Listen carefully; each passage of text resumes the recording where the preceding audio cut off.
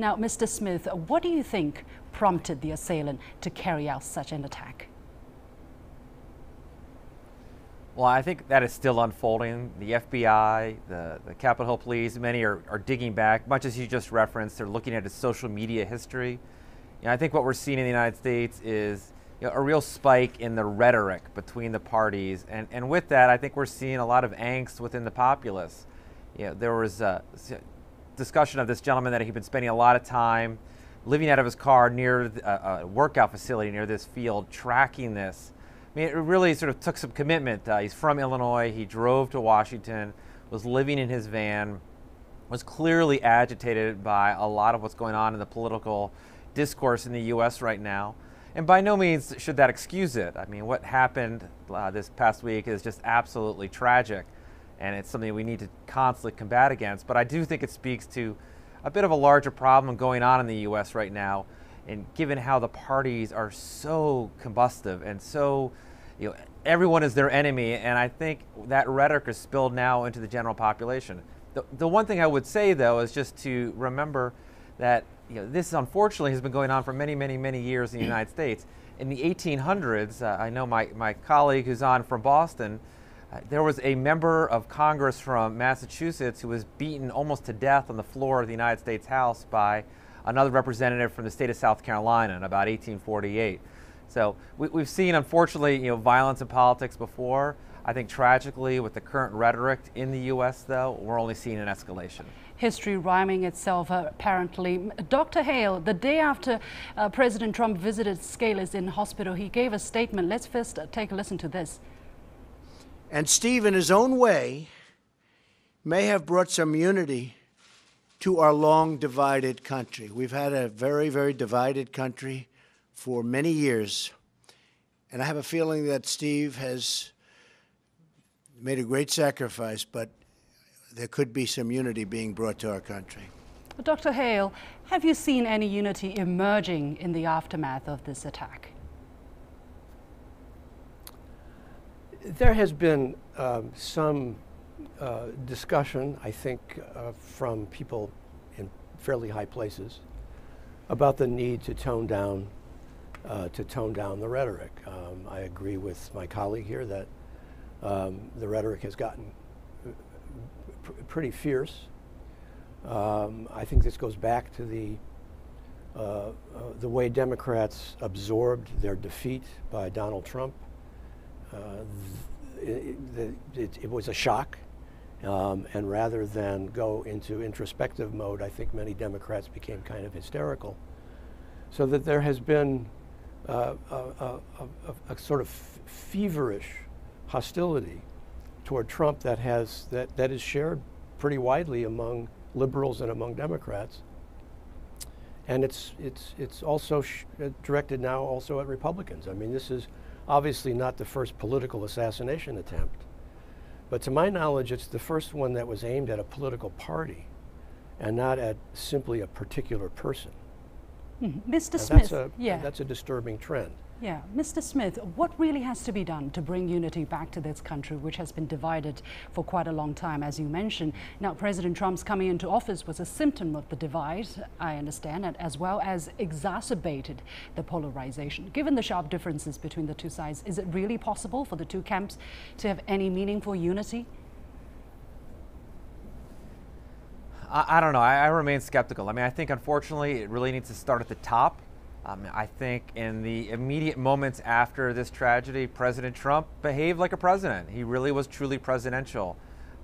But it took very little time for him to once again pick up his Twitter account and begin lambasting out at people. And I think that is a kind of rhetoric in a fever pitch that just elevates everybody's blood pressure and does that. I think there were some interesting things in the Congress this week. Each side of the aisle is trying to do the right thing and tone it down and to remember that words do matter, and let's come together as a country.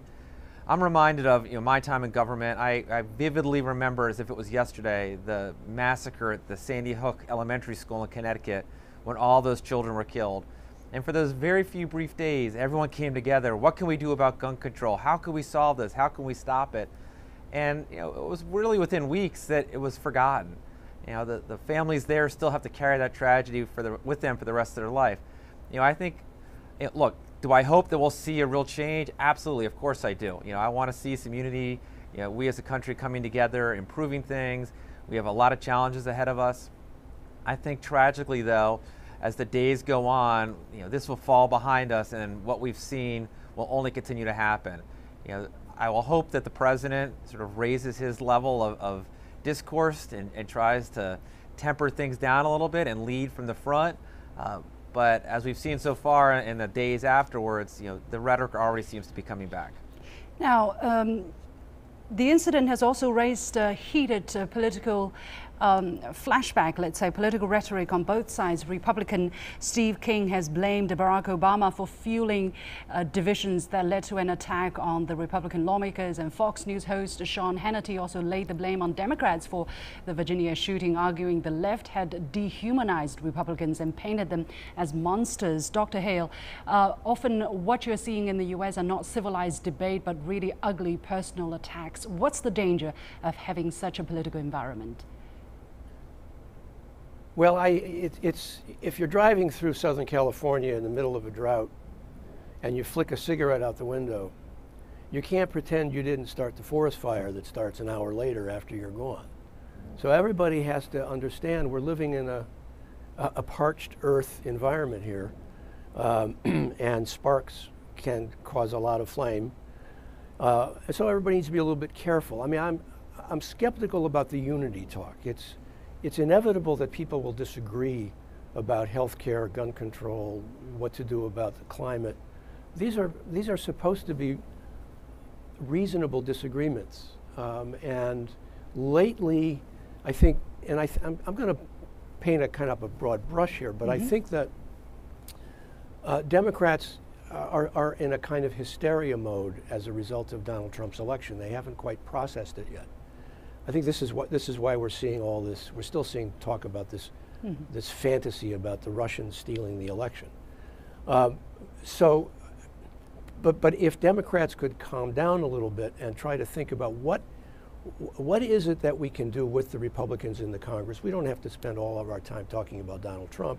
He doesn't make the laws, after all. He only signs them. Yeah, let's talk about. And there is some. Yeah, let's talk.